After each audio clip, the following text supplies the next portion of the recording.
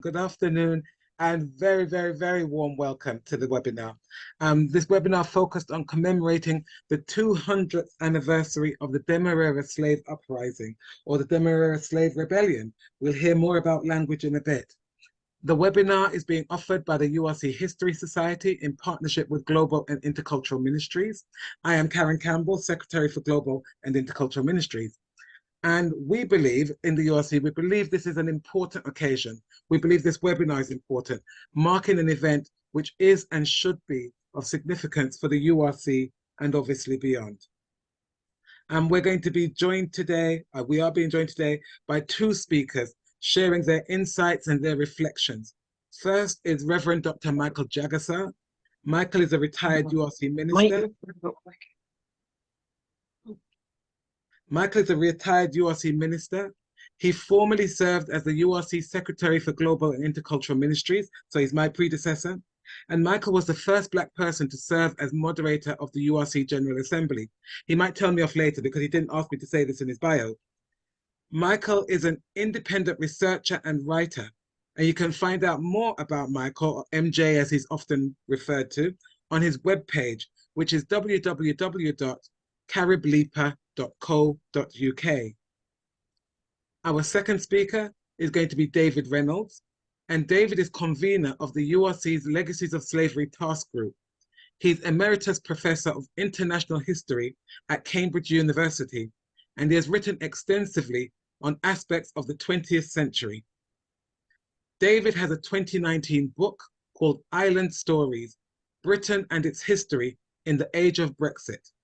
And that book contained a chapter entitled Empire, which discussed the attempts in our public life to ignore the legacies of slavery. So I'm going to take a moment to outline the shape of our afternoon. First, we're going to hear from Michael J. for the substantive part of today's session. And that's going to be followed by a time of Q&A and reflections from the floor. So all of your thoughts, all of your questions in response to and maybe separate from Michael's presentation. At around about 5 p.m.-ish, we're going to hand over to David for his reflections in light of Michael's input. And again, we're going to keep some time for you to respond. But I want us to start with a moment of quiet as we prepare our minds to engage with the topic at hand. And I want to remind us that this is more than a topic to be considered. It is a historical reality which connects with personal reality for many. And for some of you, as you're entering the meeting today, you'll have seen a slide on the screen which depicts, it had a photograph of Auntie Ivy Watts. And Ivy Watts was a long-time member of High Cross URC in Tottenham. Ivy came to the UK from Guyana, and she passed away on the 2nd of September 2023 at the wonderful age of 107 years. So you see her there on the screen.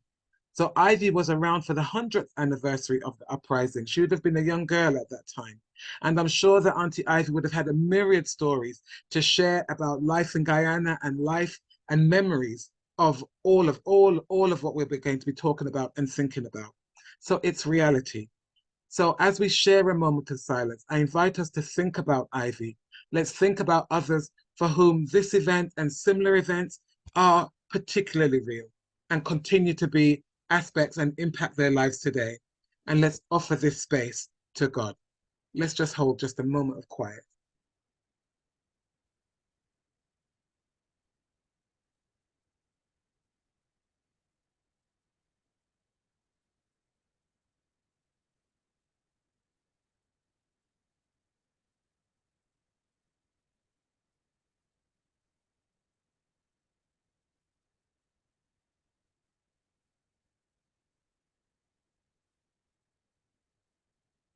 And now we're going to hand over to Reverend Dr. Michael Jagasa, who's going to share reflections with us on the theme of mission and whiteness. Michael.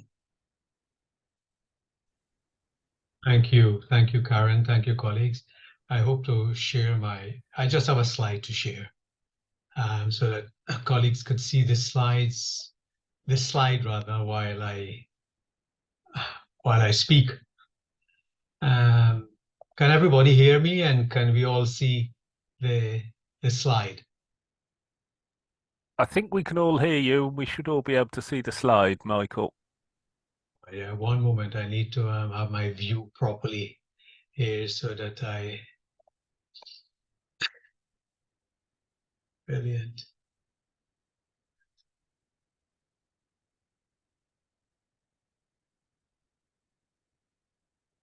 So,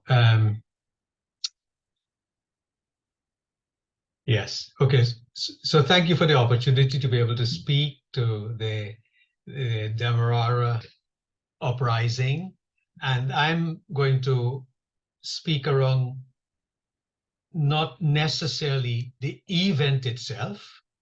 It is about the event, but I'm doing some reflection around the event, hence my title of memorializing the Demerara Slave Uprising, Whiteness and Decolonizing the Archive. So I need to state that up front. So it's a different kind of sort of reading to perhaps what we have been accustomed to, or it may not be a different sort of a reading.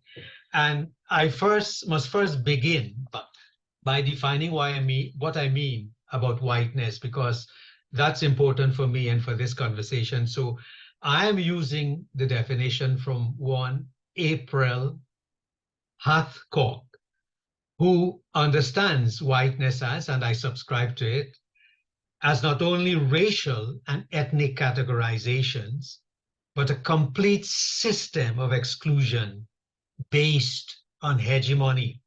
So whiteness refers not only to the sociocultural differential of power and privilege that results from categories of race and ethnicity, it also stands as a marker for the privilege and power that acts to reinforce itself through hegemonic cultural practice that excludes all who are different.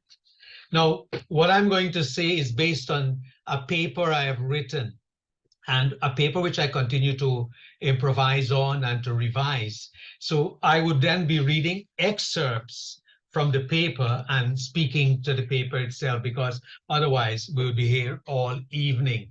So what I've put on the screen here are some of the references I have used, and this is important. And the references I've used would include some that you're familiar with, some that you may not be familiar with. But then you would notice their LMS CWM archives, because this is the particular entry point that I'm reading this from the London Missionary Society and from Council for World Mission and their archives. And especially a journal that is referred to, but is a journal by one Chevely, John Chevely, merchant in Guyana from 1821 to 1823.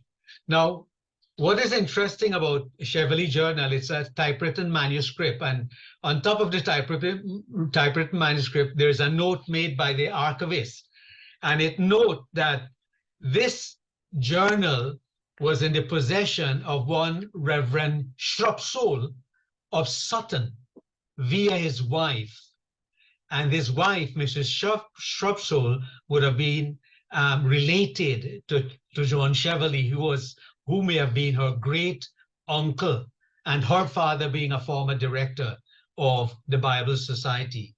The important thing to note about about Chevely and his journal is that he was listed as a merchant, but he was working for John William Patterson Brothers, commission merchants.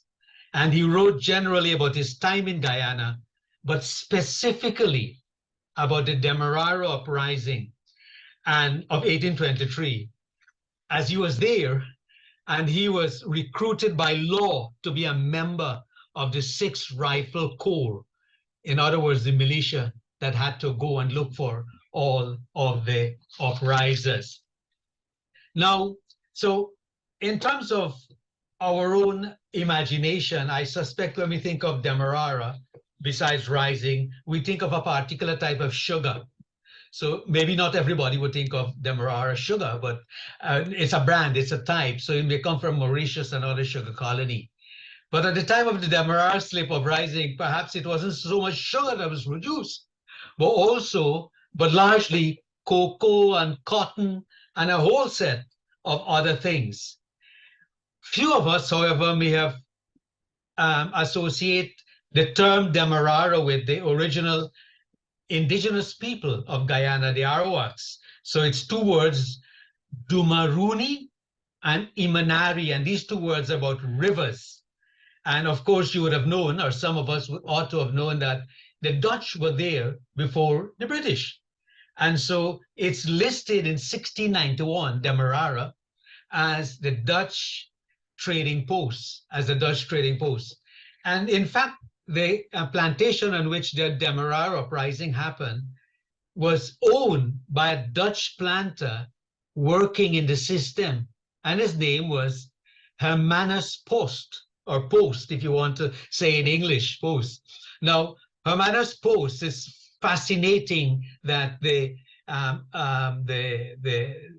Library of Guyana lists Hermanus Post as a migrant to Guyana, not as a planter, as a migrant to Guyana, and as one who did much for the education of the enslaved. And of course, the history doesn't record all the compensation he would have received and his own attitude to the enslaved. So this essay that I am presenting around interrogates the London Missionary Society and later Council for World Mission archives, specifically focusing on the Demerara Slave uprising of British Guyana, now Guyana, the Republic of Guyana. So I've used selected archival resources, and especially LMS correspondences, notes, letters, colonial newspapers, and related publications. As you can see, some of the publications are up there. The essay will therefore explore the role of whiteness and its ongoing legacies in LMS narratives, which I deduce in the end would have implication for the way we do our legacies in the United Reformed Church, and also how we reread or speak or use the archives. If, as Hilary Beckles rightly stated, the West Indies began their modern existence as a massive crime scene, then LMS, as any associated ecclesial bodies and other mission bodies, being there as part of that project, need to be hauled before the trial. So because archival resources are a critical site in this process with its own challenges. And so this is my entry point into this conversation. I am saying that rethinking and reframing and re-engaging with the LMS archives is necessary work, and it's work in progress. And not by a stretch of imagination, I'm also deducing that whatever historical society, whether it's a Congregational Historical Society or the United Reformed Church Historical Society, we also do have a task to look at our archives and decolonize it in this as work in progress. Now, I enter the archives or the archival resources as a Caribbean theologian and a student of history, mindful of much, including my own ignorance, complicity, and this limited attempt at retrospectively rereading the archival resources housed at SOAS, which is an established academic institution. Given my working understanding of whiteness, which I have mentioned at the beginning, my framing questions, which I do not attempt to answer, but they frame my conversation and the way I've done the research. How did colonial thinking and whiteness inform and frame the endeavors of LMS and its missionaries? Hence, the way we have evaluated the Demerara uprising or the rebellion. What was the overarching view of LMS and its workers on chattel enslavement and the humanity of the enslaved? How was such formed in particular sites, events, interpretive communities, and reflected in its communication and mission output? How contested was it inside and outside of the LMS? And what are the resulting and ongoing legacies that need to be exercised? Now, revisiting archives to interrogate the why and the what of ongoing colonial legacies calls for a particular kind of rereading. Archives, as I've said, as sites of knowledge production, are not only full of skeletons. The leaves of the documents and letters may be covered with blood given the crime scene that Beckles pointed to. There's also a curious link between blood and Christianity, which I referred to here, but I won't go too much to that. Safe to say that the ritual of whiteness and Christianity is tied to this blood narrative and the fluidity, the flow of blood, and the liquid flow of blood of the enslaved is what shaped capitalism and continues to still play out. So for me, the legacies of slavery are not only located in Christian mission bodies or in ecclesial communities and the records we have. At the root are the economic and political systems in the dominance of capitalism, which is itself a legacy of slavery. So when I want to draw our attention to the fact of Demerara in our colonial, post-decolonial imagination, I'm trying to signify on what is it I'm going to say. I mean, for instance, who would, I mean, some of us here are cricketers, and you would know that you associate cricket with Demerara. So for instance, I'm sure people like John Ellis would know about Clive Lloyd, Lance Gibbs, Chandler Paul, Carl Hooper.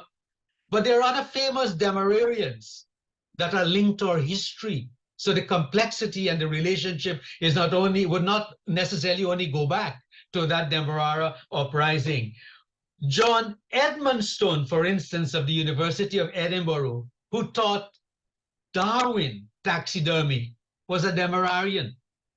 Andrew Watson, the first Black person to play association football in Britain, was and has Demerarian link and plantation link. Frederick Josiah Grant, the first Black musician, jazz and calypso musician active in the 1950s in Britain, was from Demerara. And of course, let me not delve too much in the rum vats of Demerara to tell you about the best rum that have been produced from these vats. But those of you who drink the rum would know what it tastes like and can vouch for it. So what I've done in the essay, there are many things I've done in this essay. So I have started off by saying blood is everywhere, the archives as a crime scene. I have talked about the importance of memory and memorializing, unlearning. For me, it's not about dismissing what's in the archives and what have been written. For me, it is, as some of the archivists and historians are saying today, it's about amplifying voices or amplifying the archives, looking again at some of the resources that we have taken for granted or may have been interpreted in particular ways. So I would then move now to the section, which I think is the key section in my presentation, Rebellion and Uprising, the Martyr and the Rebels, because here I'm going to interrogate especially the book White Debt by Thomas Harding, because I think it's a good book. I'm not dismissing the book or what the writer has done as a popular form of history, but I'm using it to make a point. So let us revisit the story of the Demerara Rebellion and resistance or uprising as our entry point into colonialism, whiteness, and mission to exercise some of the demons. How this historical event has been named, documented, archived, and referenced in writing on the uprising offers clues, not new, to help us understand the reach of the system of whiteness I'm talking about. The LMS, the missionary struggles, what the URC is trying to do in terms of the legacies, colonial agenda and its interests, and the afterlives of the European project of wealth extraction, with the principal form of investment in property being enslaved African bodies. I will start with the most recent version I've read, which comes from Thomas Harding in 2021, titled White Debt, the Demerara Uprising and Britain's Legacy of Slavery. Highly recommended by reviewers. It's clearly an accessible read. And it's working materials already gone over and available in the LMS archives. This popular version covers much ground with a title that names the debt, but seems to dither on what debt whiteness actually owes and how reparations will happen beyond taking responsibility. It is certainly not a call for any reparation to Britain's legacy of plunder and impoverishment of Guyana and the region. But what struck me, though, is Harding's struggle to find an appropriate term to describe those who rose up. The author found rebels too ambiguous, while insurrectionists as being too pejorative, like rebel. And as a Briton, even less appealing is the label freedom fighter. For Harding, such conjures up something more militaristic, reminding the author of Fidel Castro and his comrades in Cuba, the Mujahideen in Afghanistan, and the Viet Cong in Vietnam. Harding therefore opted for the descriptor, the abolitionists, for Jack Gladstone, Quamina, and his band of uprisers. So Harding reasoned this way, and I quote, "In my mind, I conduct a thought experiment comparing the following sentences. British militia shot 200 rebels, and British militia shot 200 abolitionists. The difference is startling. I am more sympathetic to the second sentence than the first. I am struck by the dramatic differences in my response. To put it bluntly, while I'm a little afraid of the rebels, I want the abolitionists to succeed." End of quote. So here's my question. Why does Harding, a white British male, gravitate towards abolitionists and express fear of rebel? Why should the rebels not succeed? What shaped Harding's thought experiment? There are clues here to how the privileged world of whiteness locks its progeny and beneficiaries into predictable behavior and the ways whiteness rationalizes its own construct of what is appropriate or not.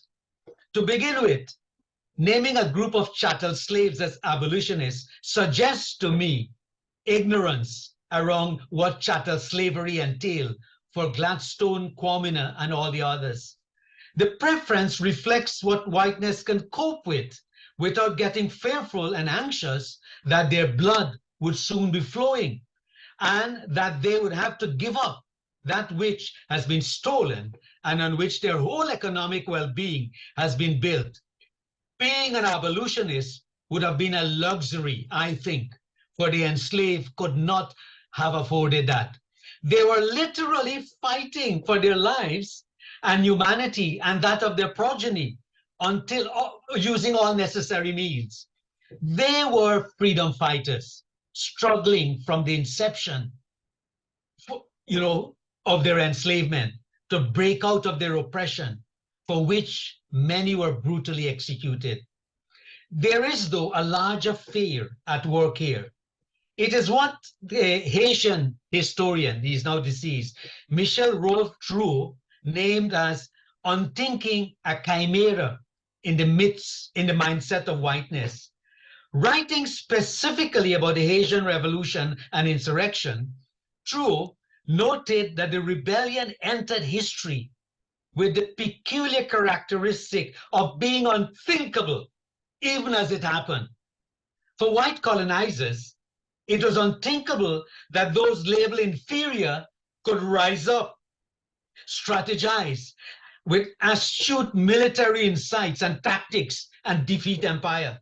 The successful insurrection considered a historical impossibility, undress and challenge the ontological and political assumptions of whiteness. So in the minds and the imagination of whiteness, and I'm using whiteness here at coloniality, the enslaved Africans could not achieve their emancipation by self-initiated means of physical revolt. This unthinkable has been one of the key reasons why Haiti and all the Caribbean countries where rebellions happen had to be dealt with. And to this day, they continue to pay the price of rising up in rebellion against coloniality, against whiteness. Coloniality could never contemplate Quamina or Gladstone as visionaries or innovators in the cruel world in which they found themselves, nor that their rebellion was fueled by a vision of a future free world for themselves and their children. So I am suggesting that Harding's apparent wrestling with how to name the uprisers rebels is shaped by this consciousness, unconsciously shaped by this consciousness. So for us to observe the pathology around any system of domination is the tendency to proclaim its own normalcy. In other words, to acknowledge resistance as a mass phenomenon is to acknowledge the possibility that something is wrong with the system. Moreover, what is more realistic about would be white saviors working themselves to death to give the enslaved Black people with freedom. So be it the Berbice slave uprising, which happened in 1763, the Haitian Revolution in 1804, the Demerara Rebellion in 1823, the Moran Bay uprising in 1865, and over 250 rebellions by the enslaved, what happened in Haiti and Demerara symbolized the fear and hell within Britain's emancipation talk, as it was that place where Blacks took everything held precious from the whites. So that was the fear I am contending at play here. But friends, what about the earlier versions of the Demerara uprising?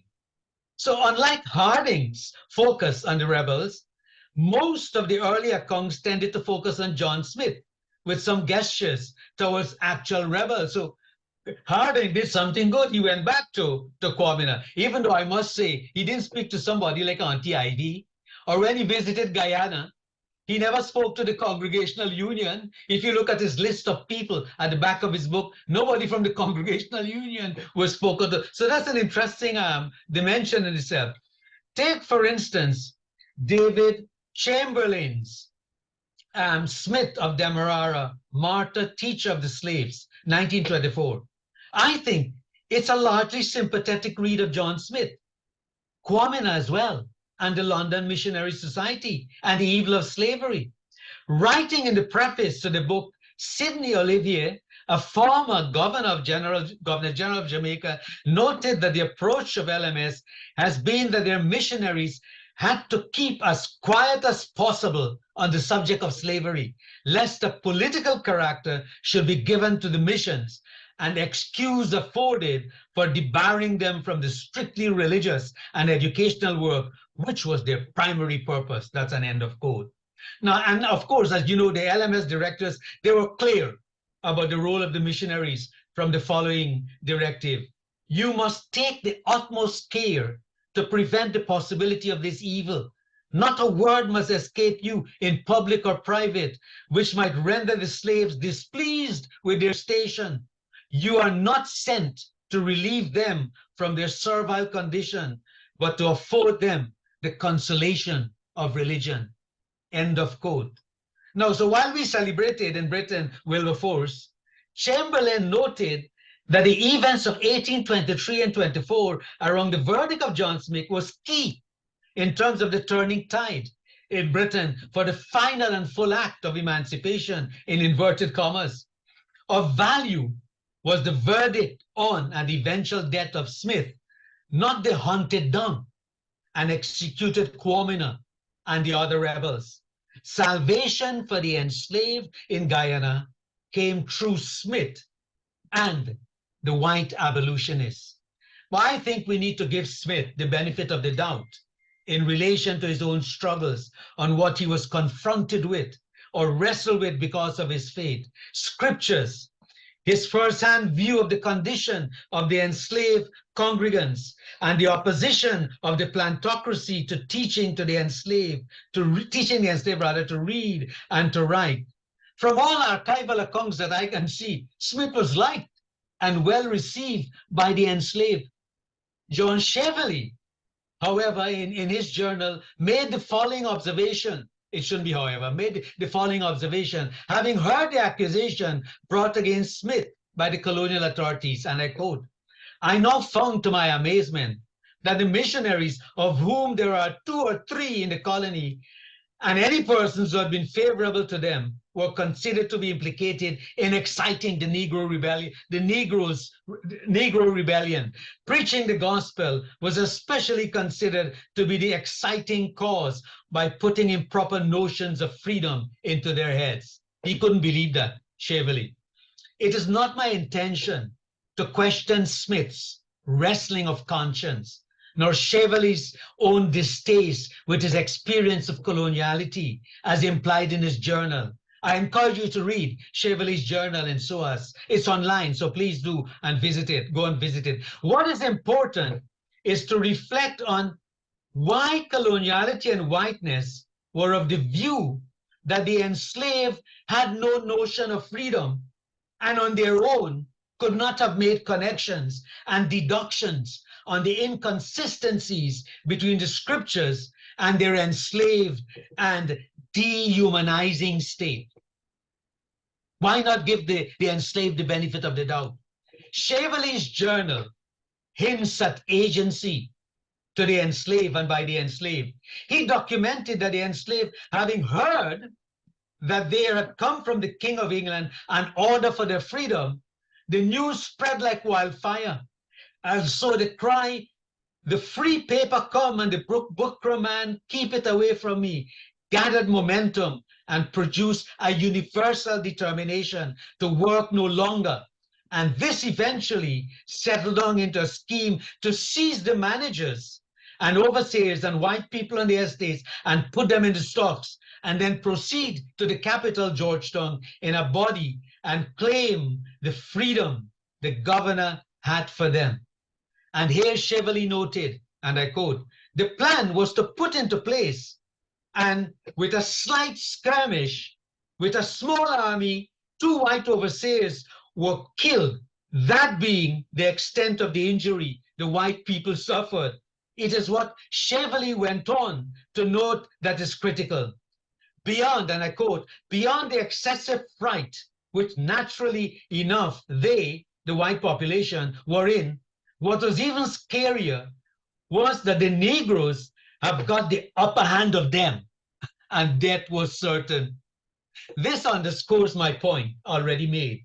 White coloniality, unbelievability of the humanity of the enslaved blacks, about their intellectual ability to think, to strategize, about their moral consciousness, to be able to reason, to make decisions for their own, and to rise up against injustices.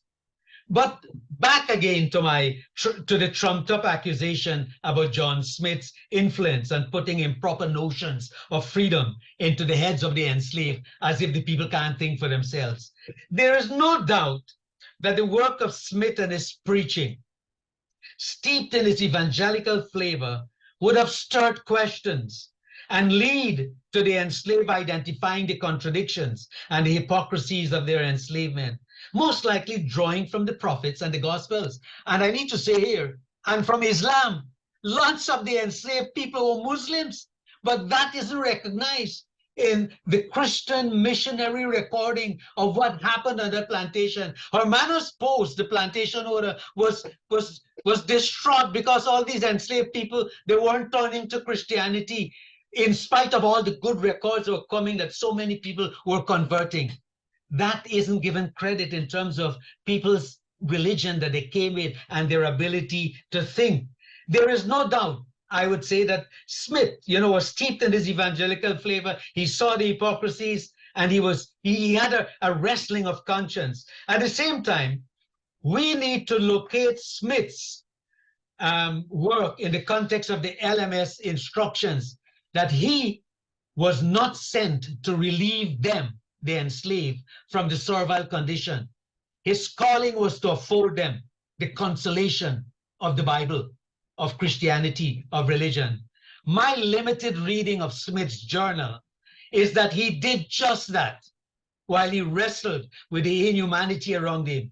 He was no liberal, nor did he have an enlightened view on the humanity of enslaved Africans. I wouldn't claim that. I wouldn't say that. I can't see that from the writing. Archibald Brown a minister of the Scots Kirk. By the way, the Scots Kirk, reading the journals of Smith and Cheverly and retrospectively looking at ecumenism in Guyana, I can now understand why these churches are fighting each other like crabs in a barrel. Because the Scots Kirk were on the side of the planters, as well as the Church of England and their vicar on the side of the planters. And you had the London Missionary Society, Ray and Smith, being persecuted. And these ministers even give evidence against our nonconformist colleagues. So Archibald Brung, minister of Scots Kirk in Demerara, wrote a long letter about the missionary work among the enslaved and flagged up how verses from many hymns, excuse me, that were normally sung in England would have encouraged subversion against the authority. Brung noted how Smith refrained from using hymns that contained the lines such as, "We would no longer be like slaves beneath the throne," or "We will be slaves no more since Christ made us free." He noted that Smith took it upon himself to use a collection of pruned hymns he had printed in London for the use by the converted enslaved. Smith was mindful of the LMS director's position and his purpose as one of their missionaries. And as Smith later wrote during his trial to the directors, I quote, "In order to vindicate the society from the impression made against it by its enemies, as to it having a concealed object in view, for instance, the ultimate liberation of slaves, I laid over the instruction as a part of the proceedings of the court-martial on my trial, that publicity might be given to the real object of the society." End of quote. Smith, in my view, was operating within the framework of LMS and that of whiteness, while the chap wrestled with what he saw before him in that context. Now, reading through the archival materials, and especially John Smith Journal, which both Harding and Chamberlain and others used to different ends, and I'm using to different ends, it is illuminating to see what is referenced, what is omitted, the deductive somersaults deployed to make an icon of Smith, and the inability to locate the deeper and entrenched dynamics of whiteness at work, of which Smith was also a part.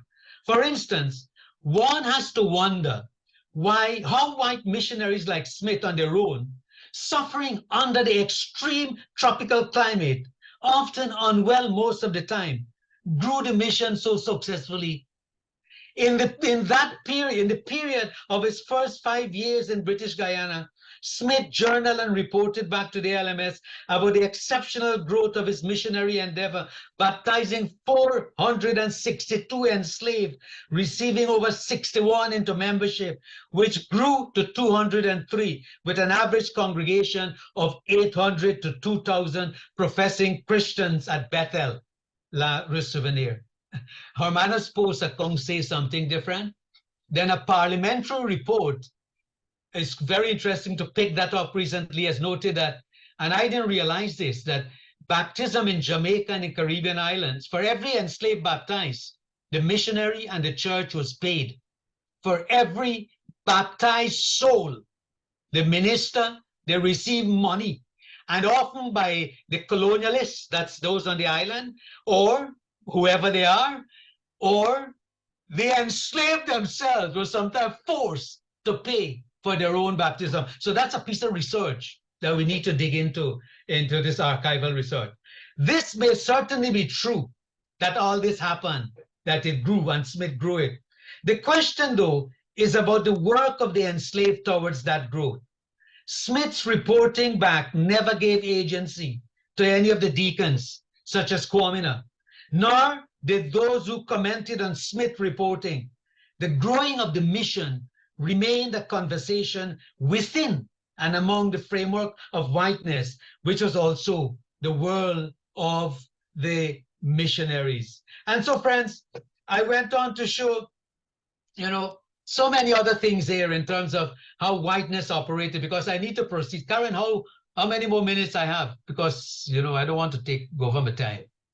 Not many. We're going to hand over to David at about o'clock. It's now 22. So you can go a little bit more, but leave space for questions, please. Okay. All right. So in this section around memory, memorializing, unlearning, amplifying, I used White Death and I reread the documentation that colleagues have written. I want to give Smith the benefit of the doubt, but I look for agency towards the enslaved, and to indicate how whiteness operates and how then we can succumb to this dominance, this hegemony. And I think it's important for you to understand my definition, because I also use the term elite capture, that even though we may not look white, or we are not white, we do not identify white, how we can be captured into this particular interpretation and behavior. So that uprising had much fallout, as I'd indicated before. Lots of the churches started to take side of the colonialists. We had fallout, the spoke against Smith and so on. The guy had to, the story, defend himself. Ray, the other missionary, was hunted down in inverted commas, had to give an account for himself. The London Missionary Society, was not viewed favorably and so on. But the section that I want to point to as I bring this to an end is, in continuing the deduction, I have a section entitled Psychology and Psychosis, White Europeans and Post-Colonial Blacks. And it's a book by Frederick Hickling here, because how this thing is operating, there's a psychology in operation. I am making the point that the impact and legacies of coloniality and whiteness on the enslaved Africans in the Caribbean cast a long shadow. There's no doubt about that. And Frederick Hickling, in his book, Decolonizing of Psychiatry in Jamaica, observed that few people who have not actually experienced an English colonial society can really understand the effect of colonialism on young minds, even today, to this day. Hickling was referring to legacies of colonial whiteness for the post-colonial Caribbean. He goes on to note, and I quote, "We were being taught to be agents of the European psychosis in brown and black skins. End of quote. This specific psychosis intentionally allowed a few black people to climb the educational ladder into the system, but under no circumstances with power to be shared with them." In the specific discipline of psychiatry, Hickling rightly notes that the European genocide of the New World and the monumental enslavement of millions of Africans by Europeans did not feature. It is as if the event and period of history have simply vanished or have had no psychological or psychiatric effect on the enslaved and the slaver and the progeny of the slaver and the enslaved. So the intent of coloniality and European colonizer was a calculated and deliberate attempt to obliterate people of color in order to establish white European domination in the world. Thus, Hickling contends that whiteness defined madness in black lives, with the consequent current default position that black folk continue to allow white people to be the creators of our insanity, to define us as schizophrenic, and to shape our psychopathy. Now, forget all the fancy language. For our purpose, I am drawn to what Hickling locates as one of the ongoing legacies, which he and his colleague named as rose breadfruit psychosis. This is the condition of a black person seeing and identifying themselves as white. They coined the term from breadfruit, a Caribbean staple with plantation links, whose green-colored skin turns black when roasted, while the inner portion remains white in color. The point of this interjection from Hickling is that in my reading of the LMS archival materials related to LMS in British Guyana, and especially the events around Smith and Quamina, it becomes evident that the missionaries could not bring themselves to see and name the full humanity of the enslaved. They may be human in their natural state, but they are not fully human. They're almost human In the eyes of the colonial powers and missionaries, from their correspondences, the enslaved were rarely named and their jobs were identified. Quamina, for instance, was an artisan rather, sorry. He was a skilled cooper, make all those nice rum vats and barrels. As Hickling observed, the European psychosis has created distorted historical, political, and social images of the colonized people. The colonized have no history.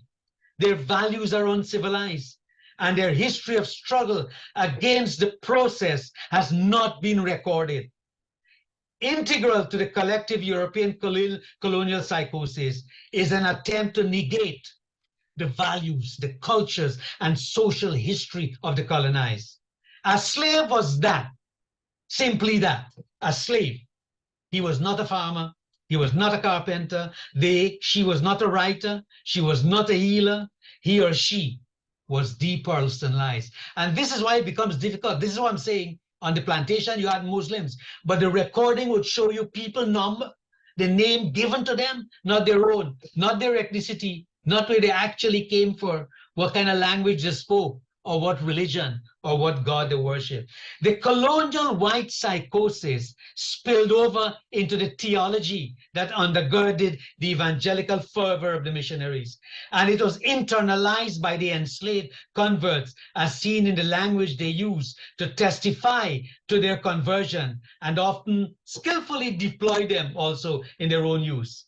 And I mean, I gave example of John Ray writing back, and I gave example of a guy named Lucian in Guyana who made a case for the bust of John Smith to be in John Smith Memorial as, you know, as the liberator of Guyana.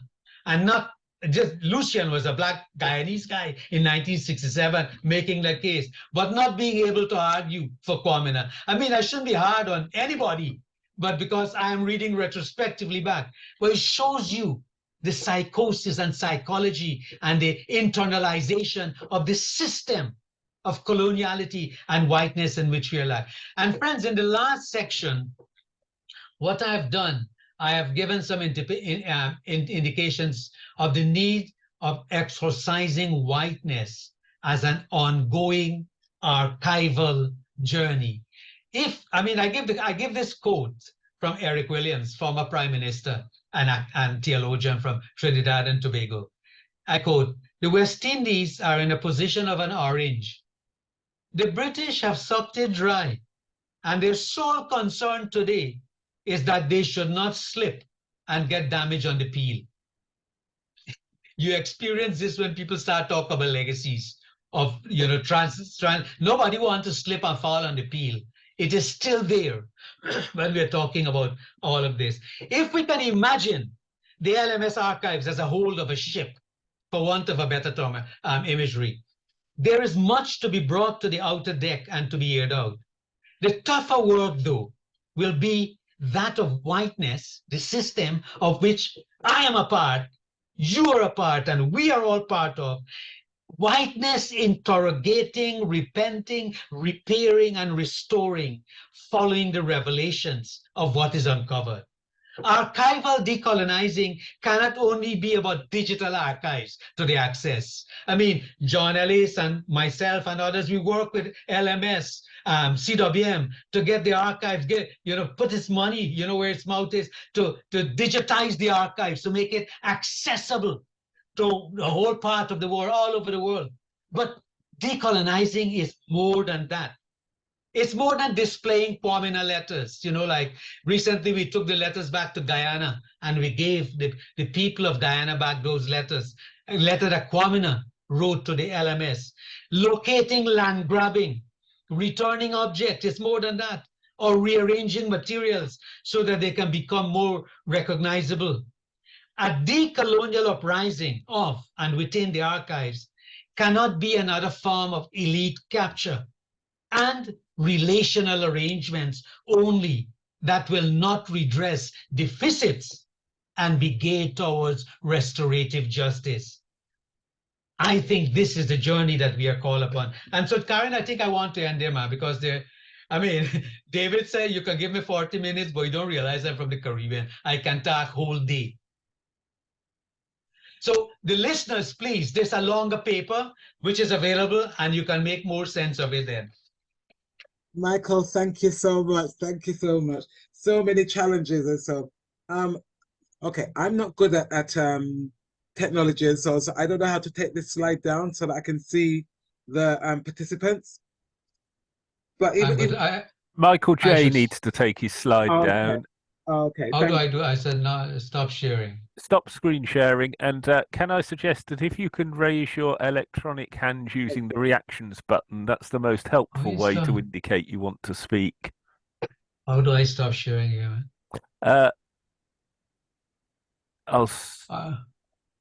You can do it. I've done it for you. Oh, there we go. Okay, thank you so much, Michael. Even while I'm waiting for some hands to go up, in the chat I had seen somebody who was expressing their discomfort with the word whiteness, and that it's such an ugly word. And after we're talking about British colonialism, so can we not find a different word? And in fact, afterwards they had sort of said coloniality. Now that they can live with. How do you respond? You know, this is why I define what I mean by whiteness. And I mean, I can't speak for people's discomfort. So whenever I have to deal with my own discomfort, I always interrogate and ask, why am I feeling uncomfortable about the use of the word? So if I start from that premise and work back, then I think we will be in a better place today, or a greater moral platform to stand on. I mean, I respect what the person saying that they're uncomfortable about it. The intention is not to make anybody uncomfortable. It's about talking. However you name something, somebody gonna be uncomfortable anyway, because it's not a comfortable story we are talking about. So if coloniality we can use, I mean, I am uncomfortable with coloniality because the moment you use it, people think you're talking about past when it's real today. Right. Yes. Okay. Thank you, Michael. I'm looking for hands to be up. Nobody's got their hand up. I'm sure there must be lots of questions. Surely, is it me who's not on the right view? Maybe that's what it is. Okay. There's another question popped up in the chat from Beverly. It says, "I'm so pleased you raised the subject of a rejection of the word whiteness." I wonder if anybody else wants to respond to this or has another question to ask. I can't believe that nobody has a question or a comment. Yeah, Beverly's hand is raised. Okay, I just wanted to say thank you very much for such a clear and radical talk. I like your care with the use of language and the respect you paid to the complexity of, say, somebody like John Smith, struggling but still being embedded in whiteness. I feel that kind of understanding of complexity without selling out to it is very important, and we can now learn from such a nuanced but honest approach to history. We have a lot to learn. We're all on a journey, but we have to be moving in the right direction, which is more truth. And that is why I commend you, and I hope we can all have access to that article and to the list of books you've displayed. Lovely. Thank you so much, Beverly. Thank you. Pat, what is it that you'd like to share with us? Well, just to say thank you to Michael for that inspiring talk, and to emphasize that the talk and the conversation is not to make people feel uncomfortable, because I've been feeling uncomfortable for a very long time in my life. It's about having these conversations so that we can get to a better place of understanding, so yeah, I think, like Beverly said, I've been looking for these books while Michael's been talking, and I think that we need to have a list of them and the articles so that we can go and do some more research. But to our white colleagues on here, it's not to make you feel uncomfortable. It's history, it's the truth, and it has implications of how we feel today, which is what Michael was saying. You know, when people say this happened 200 years or 250 years ago, the effect of that colonialization is felt today, here and now in this country, by us, by our children, our grandchildren. So, you know, it's very real. Thank you. Thank you so much. Aaron, I think people need to, if people weren't at the beginning, if they weren't all at the beginning, they need to again look at my definition of whiteness, which I said, I interpret whiteness as not only racial and ethnic categorization, but a complete system of exclusion based on hegemony. And I also say in terms of don't believe in, you know, the kind of thing I am talking about here, because you need to engage with it. And so I would encourage people to also read the archives themselves, because all the materials are now online digitally, and so us through LMS funding, CWM funding, we have a designated archivist there who can give links to these materials. And in fact, there is a project around Zoomverse. We're inviting academics, public practitioners to come and to read some of these letters and to add their comments to some of these letters and documentation. So we can do collectively much more. Absolutely. Thank you so much, Michael. And I think I very much warmed when you said earlier on about if we look into the roots of our discomfort, I think, and trace back where the discomfort is coming from. And I think that would be helpful. Pastor Alton Bell, you've got your hand raised. Yes, good afternoon. Thank you so much for your presentation, Michael and Karen. Michael, I'd like to ask a question. You know, in terms of the psychosis that you're talking about, hopefully you can hear me. Yes, we can. Great. Do you think it's still prevalent, and do you still think a lot of Caribbean people, one of their goals is to become white? Well, you know, it is still prevalent, because this is what, when CWM, we did our hearings in different parts, legacies, and one of the places we went to was in Jamaica. Yeah. And then the young people came and they were telling their story about cream whiteness, having white skin. You know, where white then becomes the category to aspire towards.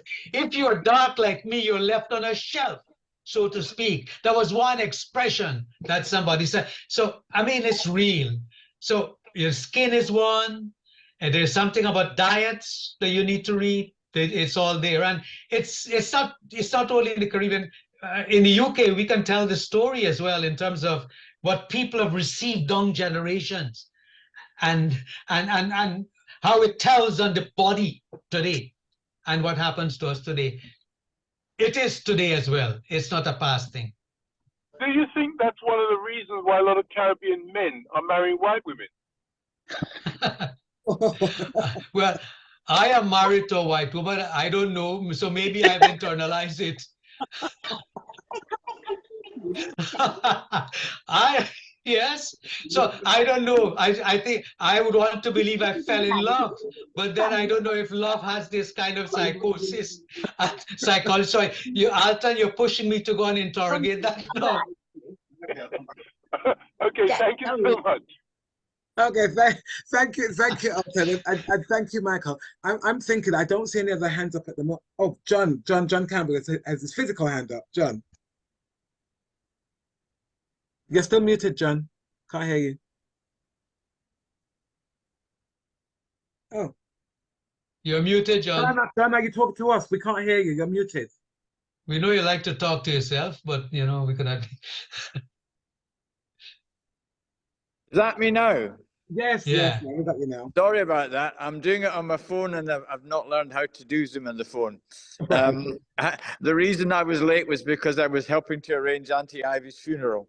I really appreciate the talk, Michael, and I don't think we can underestimate the contemporary 1823 and ever since effect of whiteness, distorting everything.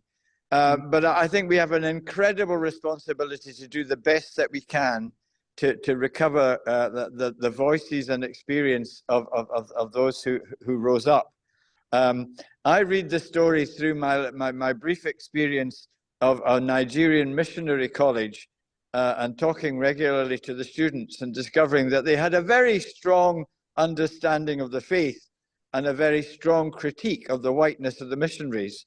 And they were able to do both these things. I rather suspect that those who rose up made a particular point of not letting John Smith know what they were doing because they could see him as compromised. And I think our responsibility today is to show enormous respect to these people who were reading the Bible for themselves.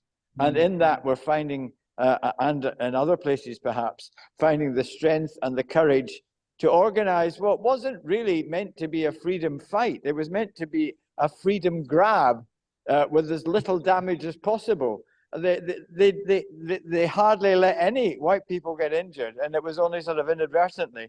They were not trying to cause havoc like the white people feared.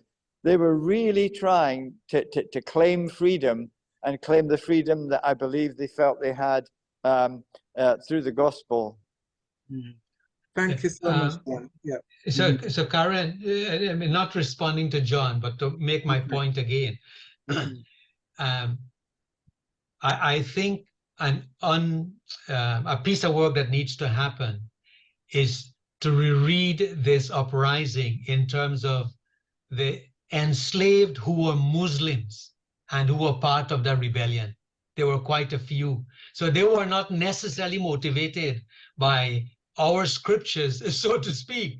So this is an under-researched piece of work that needs to happen. And I mean, I have a book here where somebody has written, and I'm reading it and feeling nervous about it myself, but that's a piece of work that we need to look at as well, in all of the uprisings across the Caribbean.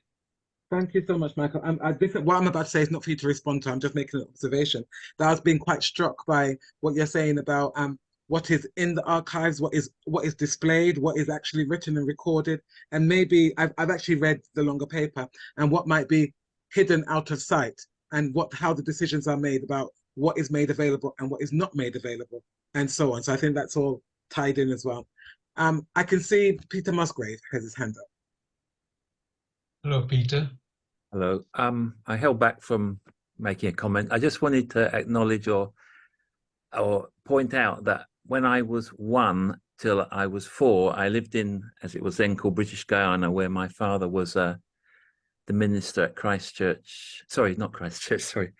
Smith and Norfolk Church. So I sort of grew up with this history about the LMS and all this sort of thing. It was actually called the Colonial Missionary Society that he was with. And I am on the journey. I did visit the archives of my father's time there. And it is very interesting to see letters, his correspondence with the secretary of the Colonial Mission Society. Anyway, I just wanted to say that and not keep. Thank you. Thank you, Peter. Peter, just to say, I remember Peter, he came to the office. Well, I mean, we're in conversation about Demerara and Guyana. Thank you, Peter. Okay. Thank you so much. Thank you, Michael, and thank you for all the questions. We're going to hand over to Professor David Reynolds, because we don't want to miss David's reflections based on what Michael has said, and also it might prompt further questions from the rest of us as well. So David, we're handing over to you now, please. Thank you, Karen, and thank you, Michael, for your observations and for the very interesting approach that you've given to this, the emphasis on the agency of the enslaved, which is such a neglected factor of many of these stories about the reactions to being enslaved, and also to such other interesting points as the role of Muslims under-researched, to these shocking things that come out along the way, such as payment for one's own baptism. There clearly is a vast amount more that can be done in the archives, and you have done a great deal to open our eyes to that. What I wanted to do was really just to make a few comments about putting your reflections in a larger context. First of all, nationally, in terms of Britain, and also secondly, in terms of the United Reformed Church, because in my role as convener of the URC's Legacy of Slavery task group, working with Karen and other colleagues. It might be thought, and indeed it would be said in some quarters, that the kind of discussions we are having are part of a past that is 200 years ago or more, and is not relevant to the world we're living in today. It's, of course, that is fundamentally untrue, as you have brought out, as our own work in the task group has helped to bring out, because this kind of experience, these attitudes you've discussed, are part of legacies of racism that have poisoned our own society and our own country. It's quite striking that on Saturday, a couple of days ago, the Daily Telegraph, not an organ that you would expect to be talking about this kind of issue, had a front page story followed up by a full page profile of a group called the heirs of slavery. And this is 100 or so British families who have signed up to a campaign started by the former BBC correspondent Laura Trevelyan, because of their own families' implication in the legacies of enslaving African peoples in the process of profiting from the slave trade and from plantations in the Caribbean and so on. And this involves families of very distinguished people. So the Gladstone family, the father of William Gladstone, the Prime Minister, the Trevelyans, the Lassells family, the Earl of Harwood, the descendants of George Herbert Steele, who was, I think, the founder of the West India Docks in London, a huge part of that trade with the Caribbean that was generated by the enslavement of Africans, their transportation to produce sugar in a climate that was not particularly appropriate for sugar cultivation, and that has had long legacies in terms of damaging the soil and the people there. And these are people now, prominent people in British public life, who are actually saying, we want to make some kind of restitution for what our forebears did and for the profits that were generated, not necessarily directly to profit the individuals. Laura Trevelyan was a BBC journalist and is not a particularly wealthy person, but she has contributed £100,000 of her own money in recognition of what her family and her forebears did. And it's a part of that growing attempt to say, we are sorry for what our forebears have done, what our forebears in Christian ministry did, and what our country has done. Because what's become clearer and clearer is the ways in which the profits from slavery and from the slave trade have generated a significant part of the wealth of Britain during the commercial revolution of the 17th, 18th centuries, which helped to put Britain into a particularly special position as a relatively small island nation, but resting on the wealth and the enforced labor of millions more in the Caribbean and in also other parts of the world. So this is now becoming a major part of our history, a forgotten part of our history, one that has been, if you might like, whitened out of the story, but is now getting a great deal of attention.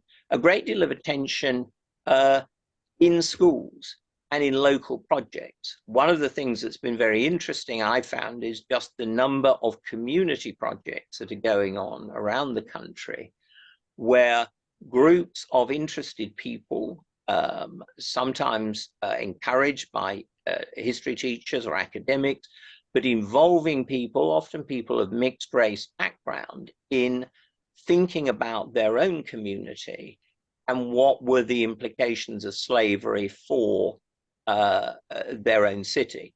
Not just in the obvious places like, shall we say, Bristol or Liverpool, but in less obvious ones. Lancaster, which in those days was a very significant port city, has a very interesting website about going around the city and looking at properties which were in the 18th and 19th centuries were significant features of the slave history story. We even discovered, I think Karen remembers this, that in one of our Zoom calls on the task group with representatives of local synods, we discovered that Nottingham City Library has a Monopoly game on its website where you can go around the city of Nottingham, and trace properties that were relevant to this story. So we're not just talking about a few port cities on the Atlantic coast. We're talking about a set of relationships, economic, social, intellectual, attitudinal, which really dug deep into the character of British life. And we are still coming to terms with that today. So what I'm trying to say, first of all, then, is that what Michael's talking about is a debate that is going on, whether it is criticized as being, quote, woke or not. It is simply happening at the grassroots, and it's having an effect on the way that our history is taught and thought about. The second point, and then I'll open up for questions and comments, and I think Karen will probably have something to say as well, is that we have tried to address this in the United Reformed Church. And I was asked if I would act as convener, I think in succession to Michael Jagger, of the URC's task group. And for me, it has been a really interesting and very moving learning experience. One in which I've also come to terms with, or begun to come to terms with, some of the issues of my own whiteness. I think it has been particularly interesting when I have been, if you like, the only white face on a Zoom call where everybody else is not white. And although I'm quite happy talking most of the time, I've stopped often and just listened to what they're saying, what their approach to this is, and why I need to understand a lot more about my own whiteness and my own white privilege. So that just to underline where we are with this process in the URC, the General Assembly this year in the summer acted upon the decision we'd made at the previous General Assembly in 2022, which was to make a confession of our own involvement in the legacies of enslavement and to issue an apology on behalf of our own church and our own community. And to those who said, well, it's 200 years ago, I wasn't involved, what we're saying is the apology is about saying, I am ashamed to be part of a country and to be part of a Christian tradition that has been significantly affected by the toxicity of enslavement. And also, what our work in the task group has been absolutely emphatic that it's no good just saying, "Oh, I'm sorry," and then moving on. That we have to make some kind of response in terms of showing that we are sorry and that we are trying to do something about that problem within the context of the world we live in now and the country we live in now. So that what the Assembly voted on this year and is now being rolled into action, and Karen can tell you a little more about it, I think, is a program of anti-racism training that starts with our own leadership, the people who are involved in the higher echelons of our church, but rolling it out increasingly then to synod level, to churches, ministries, and so on, so that we start by trying to put our own house in order to raise our own awareness of what it is that poisons us in terms of our own attitudes. But then also what we are committed to as a result of the Assembly this year is to make 2 further steps, and this will be a central part of the task group's work over this coming year. And the first one is to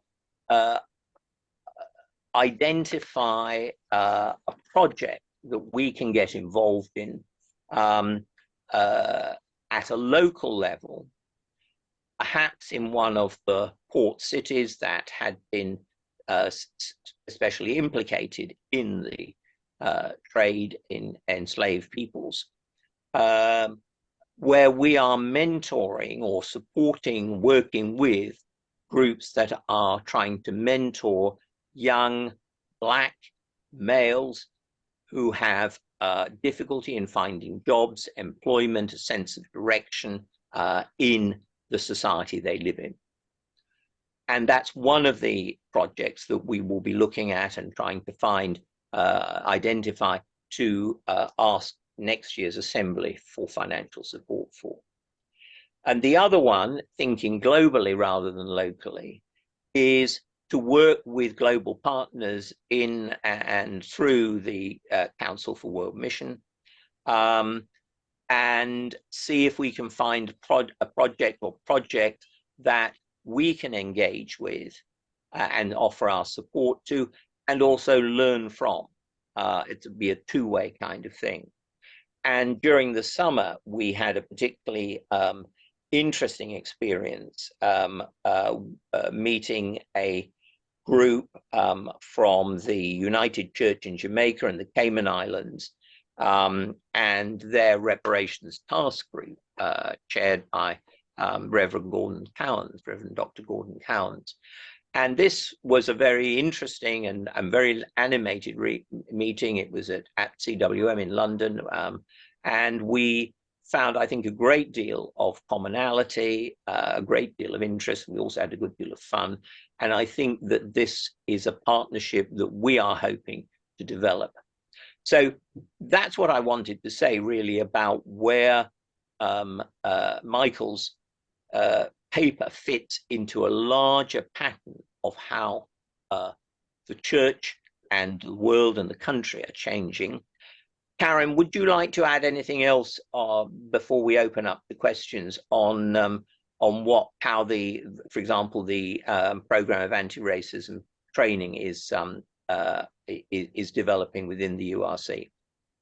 Okay, I will just say, I want to be quite brief with it, but just to say that we wanted to, as David says, open eyes within our own body, because I think quite often the church we like to think of ourselves as being a mirror to society, but too often we're a mirror of society.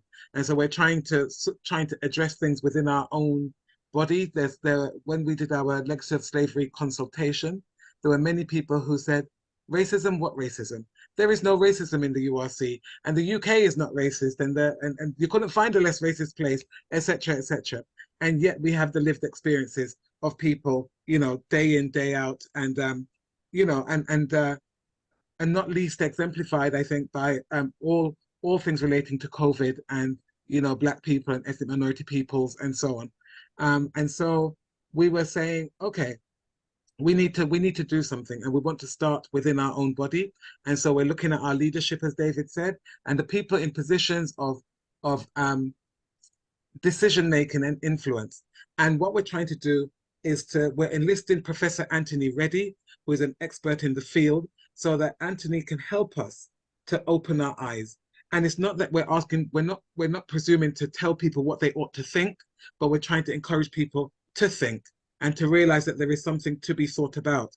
Because I think so often when you're not bearing the brunt of something, you actually do not realize, you don't realize what the reality is.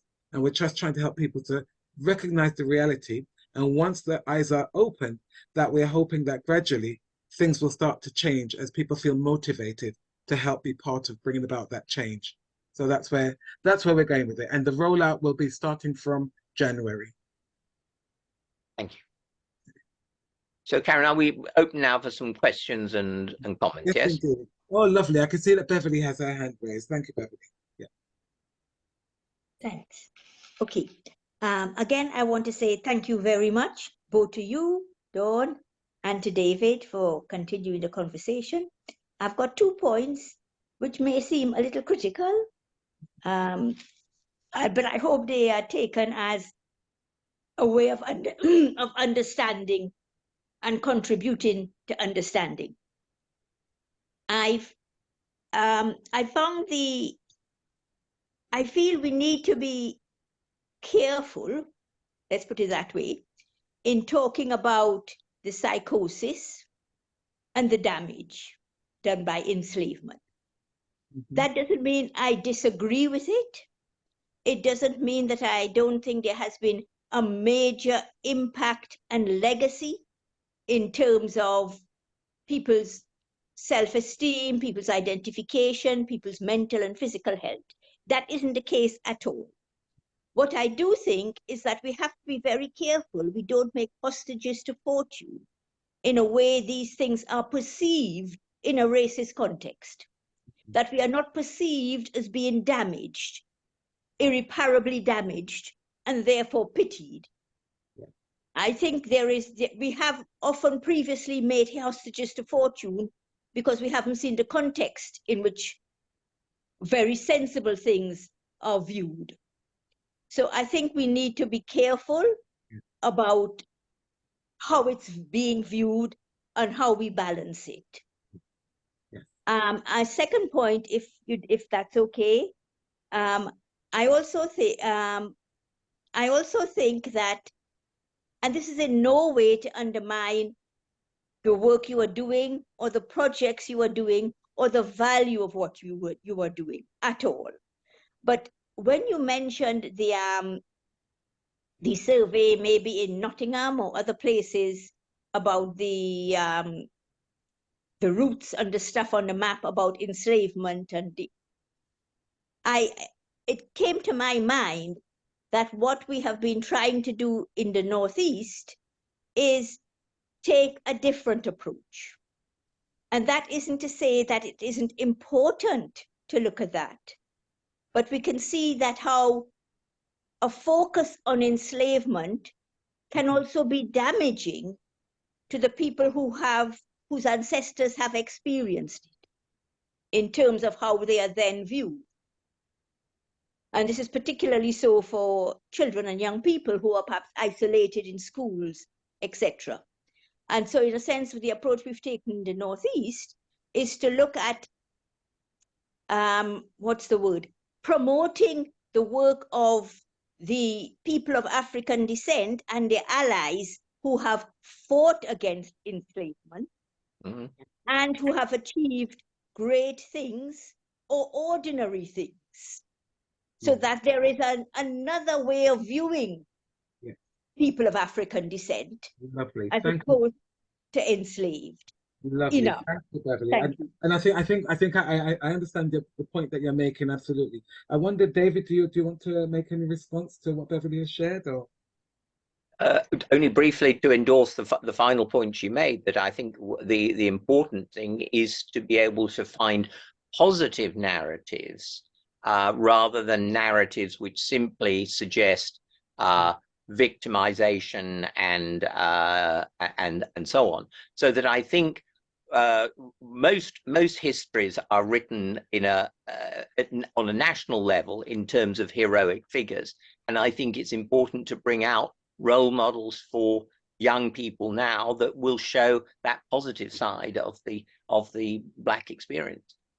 Absolutely. Thank you, David. And if I may venture to have an opinion as well, I think what you're saying, Beverly, about this idea of portraying people as being damaged and so on, I absolutely understand that.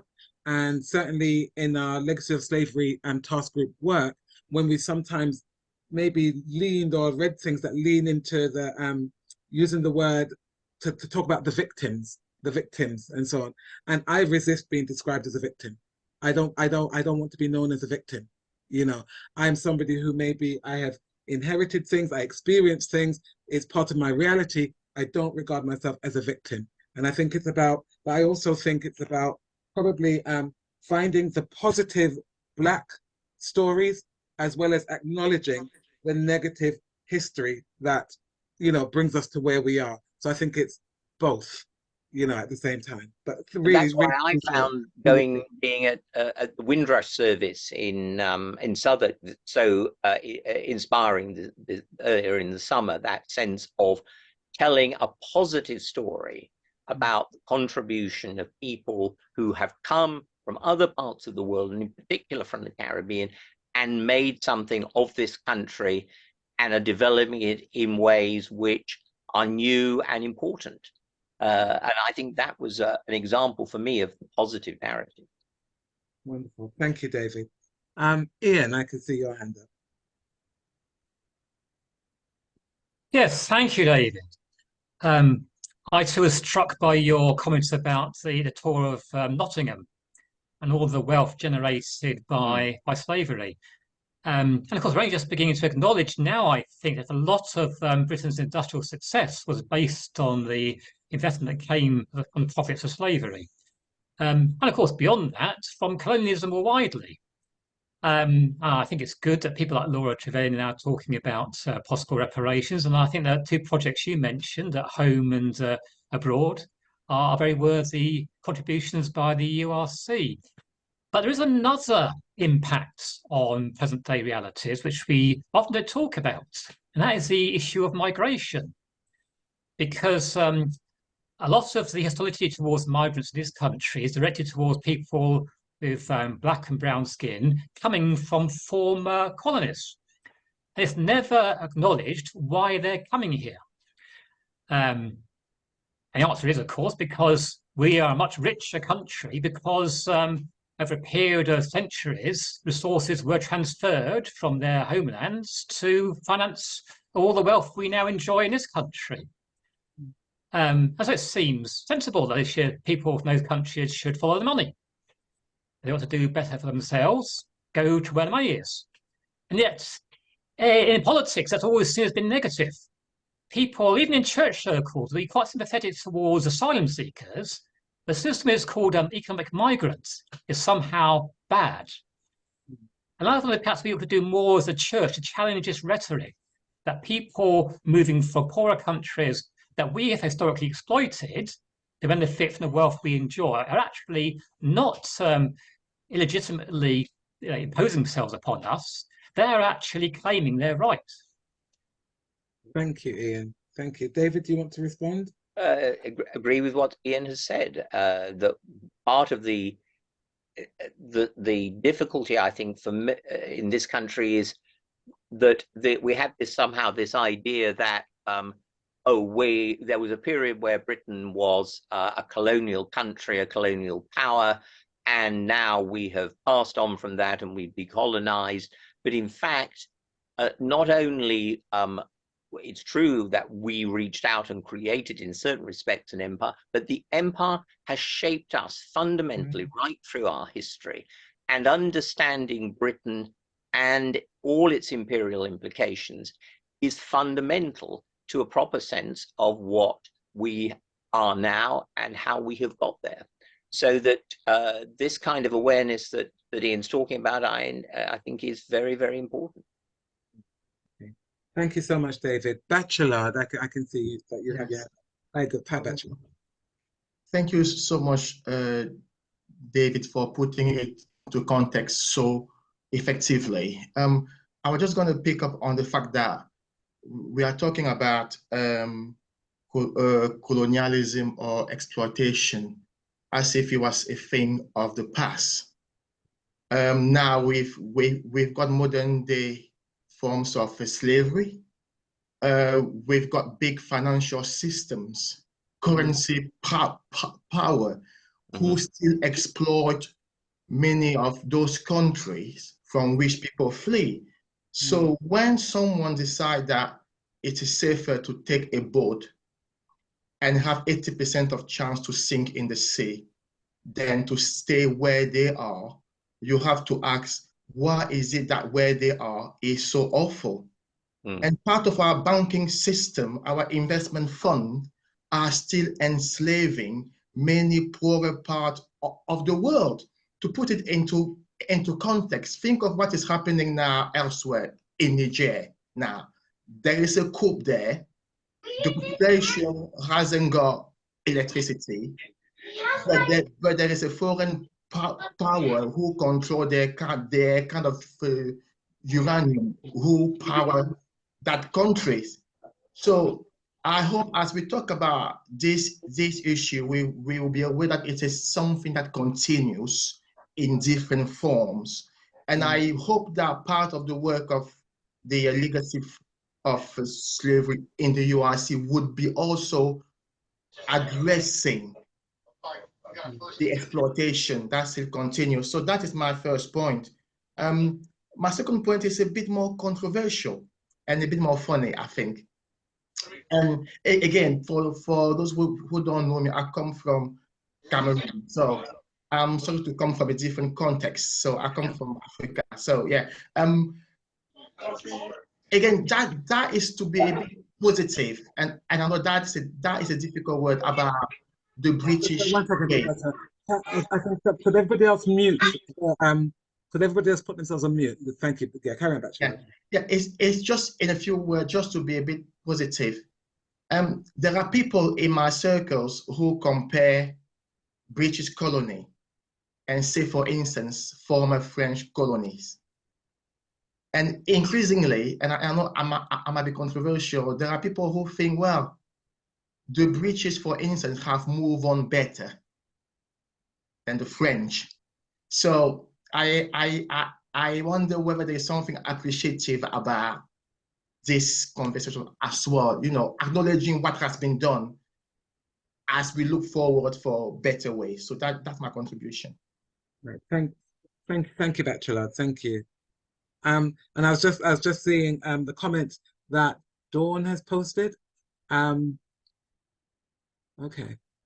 Oh, noting that every country has benefited from slavery, and that in the future that will continue to be so. So we need to be engaged in truth telling and recognizing realities and so on. Okay. Thank you, Pat. The enslaved did not benefit from slavery. Thank you. Okay. There is so that, you know, I wish we had more time. I wish we had a lot more time because there's so much. It's like, it feels like we're just coming to life. So maybe we need to host another thing at another point.